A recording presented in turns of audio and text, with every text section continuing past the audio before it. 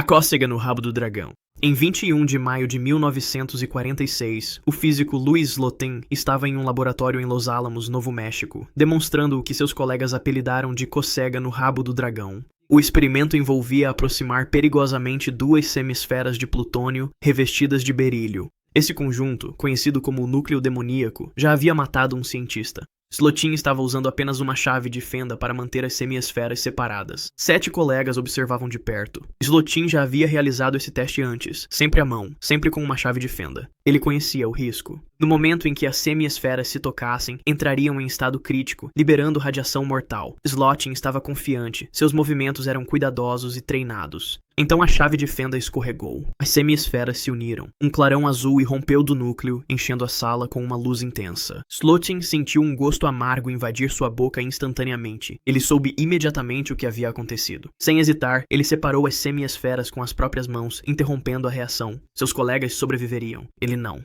Em questão de segundos, a náusea o atingiu. Ele saiu e vomitou. A equipe médica chegou rapidamente, mas não havia nada que pudessem fazer. Slotin havia absorvido mais de 1000 rads de radiação, uma dose fatal. A contagem regressiva havia começado. Nos 9 dias seguintes, seu corpo começou a se deteriorar. A radiação destruía as células mais rápido do que elas podiam se regenerar. A contagem de glóbulos brancos despencou. Ele desenvolveu bolhas dolorosas nas mãos, onde havia tocado o núcleo. Sua pele começou a se desprender em camadas. A hemorragia interna começou à medida que o revestimento intestinal se deteriorava. No terceiro dia, ele estava em agonia constante. Suas mãos incharam de forma grotesca, com o tecido necrosando por dentro. Ele perdeu peso com falha digestiva. Os médicos tentaram transfusões de sangue, mas sua medula óssea não conseguia produzir novas células. A radiação havia destruído seu DNA, impossibilitando a recuperação. Seus órgãos pararam gradualmente. Seu coração lutava para bombear.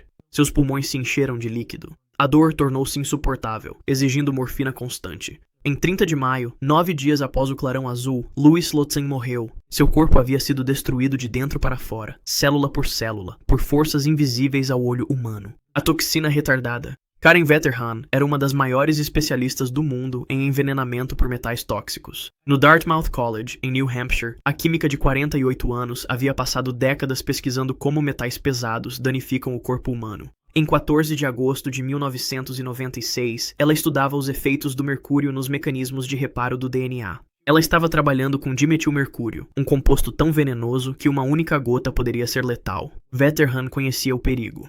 Ela usava luvas de látex e trabalhava cuidadosamente sob capela de exaustão. Então, 1 ou 2 gotas caíram em sua mão enluvada. Ela seguiu o protocolo, retirando as luvas e lavando-se. O látex deveria ter oferecido proteção. Ela não sentiu preocupação. O composto mal havia tocado nela por alguns segundos antes que ela o limpasse. Ela continuou seu trabalho, sem saber que o dimetilmercúrio já havia penetrado a luva e sido absorvido pela sua pele. Meses se passaram. Wetterhahn sentia-se perfeitamente saudável. Ela dava aulas, conduzia pesquisas, passava tempo com a família. Em janeiro, 5 meses após o derramamento, nada parecia errado.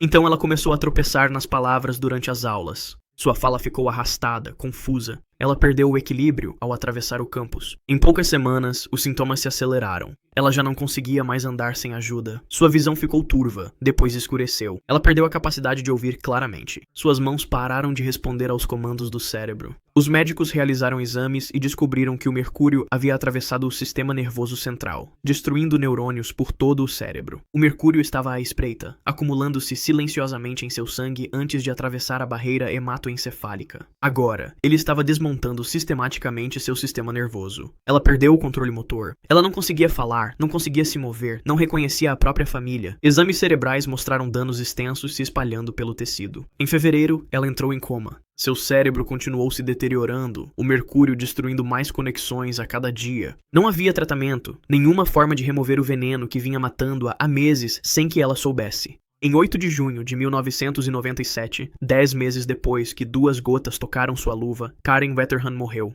A toxina que ela passou a carreira estudando esteve dentro dela o tempo todo, o fatal globo de fogo.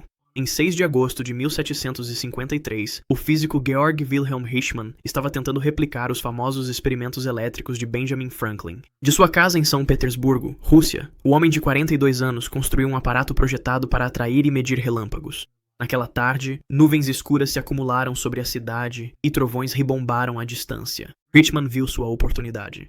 Ele havia construído uma haste de metal que se estendia pelo telhado de sua casa, conectada a uma barra de ferro suspensa por fios de seda dentro de seu escritório. Abaixo da barra, pendia um ponteiro de metal que se moveria por uma escala graduada quando a eletricidade fluísse pelo sistema. Diferente do aparato de Franklin, o equipamento de Richman não tinha fio-terra.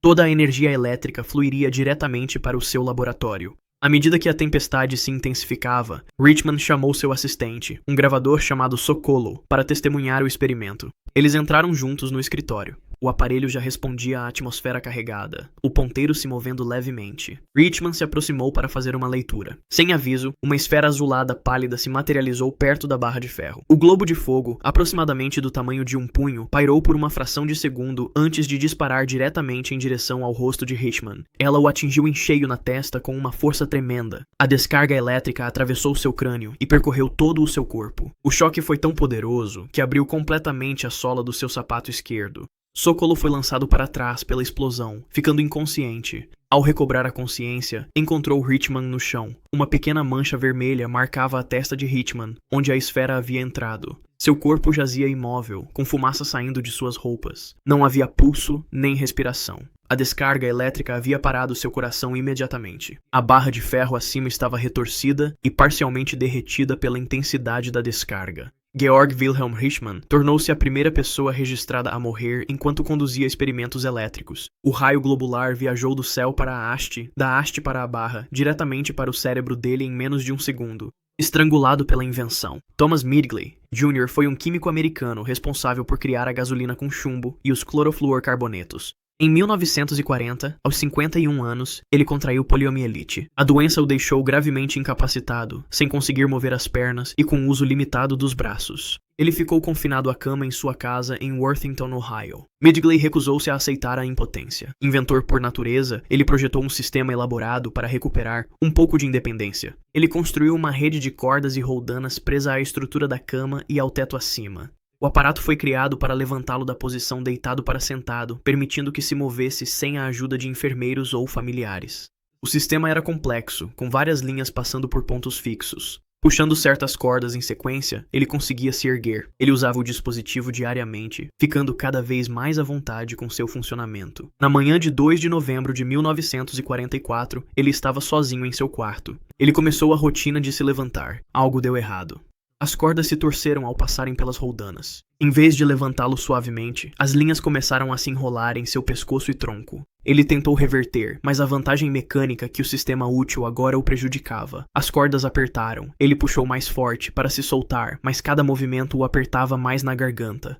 Não conseguia alcançar os pontos de liberação. Braços enfraquecidos, sem força para rasgar as cordas. A pressão no pescoço subiu, bloqueando as vias aéreas. Lutou, mas a roldana já o havia exaurido. As cordas se apertaram ainda mais. Sua respiração cessou. Não havia ninguém por perto para ouvir ou ajudar. O sistema que ele havia projetado para lhe dar liberdade o aprisionou. Quando encontrado, Thomas Midgley Jr. estava morto, estrangulado. Sua invenção o estrangulou na cama. A peste auto-infligida.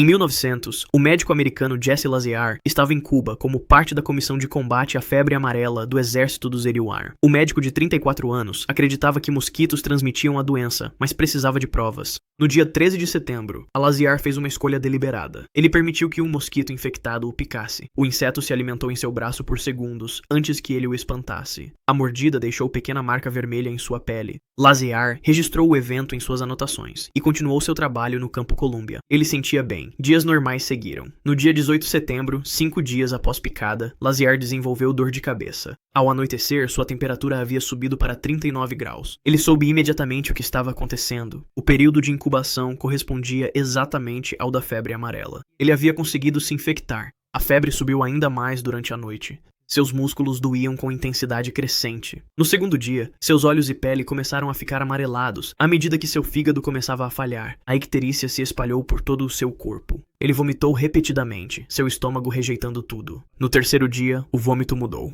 O que saía já não era mais claro. Era escuro, quase preto. A hemorragia havia começado dentro de seu estômago. Esse era o sintoma característico, o vômito negro que deu à febre amarela sua reputação aterrorizante. O sangue estava enchendo seu sistema digestivo. Seus rins começaram a falhar. Sua pele ficou úmida de suor, enquanto sua temperatura corporal oscilava descontroladamente. O delírio se instalou. Ele alternava entre estados de consciência e inconsciência, com o cérebro inchando devido à infecção. O vírus estava atacando todos os principais órgãos ao mesmo tempo. A equipe médica tentou mantê-lo confortável, mas não havia tratamento para a febre amarela. Eles só podiam assistir enquanto a doença seguia seu curso. Sua respiração ficou difícil. Seu coração lutava para manter o ritmo. A hemorragia interna, seu corpo incapaz de coagular bem. Em 25 de setembro, 7 dias após o aparecimento dos sintomas, Jesse Laziar morreu Campo Colômbia. Sua autoinfecção deliberada forneceu a prova definitiva de que os mosquitos transmitiam a febre amarela. A picada que ele escolheu receber o matou exatamente como ele sabia que aconteceria. A síntese explosiva. Vera Yevstaffer Popova foi uma das primeiras químicas da Rússia. Em 8 de maio de 1896, aos 28 anos, ela trabalhava sozinha em seu laboratório em Izhevsky Zavod. Ela tentava sintetizar metilideno-fosfina, um composto com a fórmula química HCP. Era uma pesquisa de ponta. Ninguém havia conseguido isolar essa molécula antes. Popova entendia os riscos. Acreditava-se que a metilideno-fosfina era extremamente instável. O composto era pirofórico, ou seja, inflamava-se espontaneamente ao ser exposto ao ar. Mesmo pequenas quantidades de oxigênio podiam desencadear uma reação violenta. Ela trabalhava com cuidado, usando vidrarias seladas e uma atmosfera inerte para evitar qualquer contato com o ar. A síntese exigia controle preciso de temperatura e pressão. Ela monitorava cada etapa, adicionando os reagentes lentamente, observando qualquer sinal de instabilidade. O composto estava se formando dentro do frasco selado. Tudo parecia estar sob controle. Ela se preparou para isolar o produto. Então algo deu errado. Uma vedação falhou ou uma quantidade mínima de oxigênio entrou no sistema.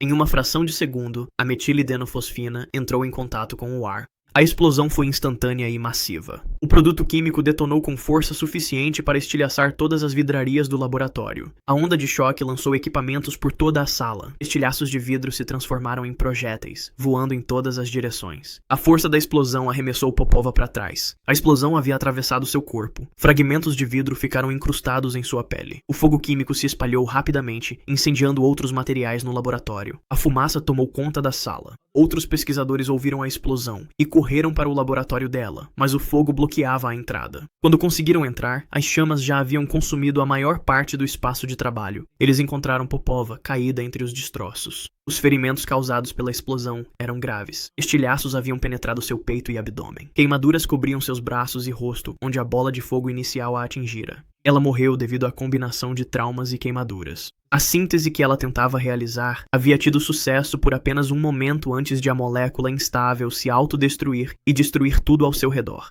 Vera Popova tornou-se uma das primeiras mulheres a morrer em busca da pesquisa química. O coquetel radioativo. Eben Byers era um rico industrial americano e campeão amador de golfe. Em 1927, ele machucou o braço ao cair de uma beliche de trem. Seu médico recomendou um novo medicamento patenteado chamado Radithor para acelerar sua recuperação. O produto era comercializado como uma cura milagrosa científica, prometendo restaurar a vitalidade e a energia. Cada frasco continha rádio dissolvido em água. Byers experimentou e sentiu-se revigorado.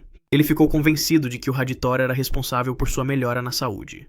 Ele começou a beber regularmente, chegando a consumir até 3 frascos por dia. Ele enviou caixas para amigos, colegas de trabalho e até para seus cavalos. Por quase 4 anos, ele bebeu rádio voluntariamente, acreditando que isso o tornava mais forte. O rádio estava se acumulando em seu esqueleto. O elemento radioativo se comportava quimicamente como o cálcio, então seu corpo o depositava diretamente nos ossos. Lá, ele emitia radiação constantemente, destruindo o tecido ao redor célula por célula.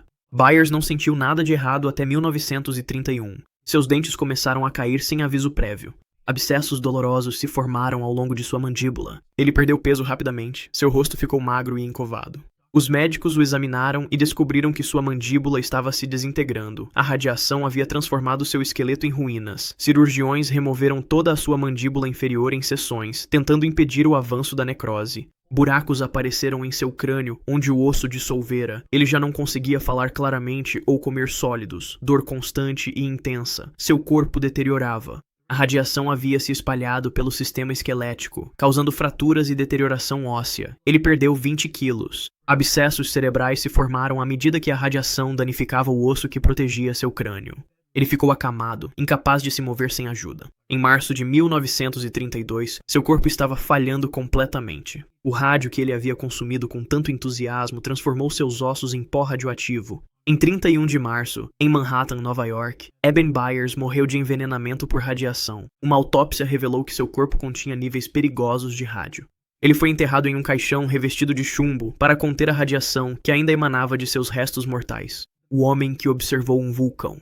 David A. Johnston era um vulcanologista de 30 anos do Serviço Geológico dos Estados Unidos. Na manhã de 18 de maio de 1980, ele estava estacionado em um posto de observação a cerca de 10 quilômetros ao norte do Monte St. Helens, no estado de Washington. O vulcão vinha apresentando sinais de atividade há semanas, mas a posição de Johnston era considerada segura. Ele havia passado a noite registrando dados e observando a montanha. Às 8 horas e 32 minutos, a face norte do Monte St. Helens começou a desmoronar. Um terremoto havia desencadeado um deslizamento de terra maciço, removendo todo o lado do vulcão em questão de segundos. Isso liberou a pressão que vinha se acumulando dentro da montanha por meses. Johnston viu tudo acontecer. Ele pegou seu rádio e transmitiu para o escritório de Vancouver. Vancouver, Vancouver é agora. Essas foram suas últimas palavras. A explosão lateral irrompeu horizontalmente da câmara de magma exposta. Não foi uma explosão vertical como a maioria das erupções vulcânicas. Em vez disso, uma parede de gás superaquecido, cinzas e rochas avançou lateralmente pela paisagem a velocidades superiores a 960 km por hora. A temperatura dentro da explosão ultrapassou 700 graus Celsius. O fluxo piroclástico se moveu mais rápido que a velocidade do som. Johnston não teve tempo de reagir, nenhuma possibilidade de escapar. O posto de observação, um trailer reforçado preso ao chão, não ofereceu proteção contra forças dessa magnitude.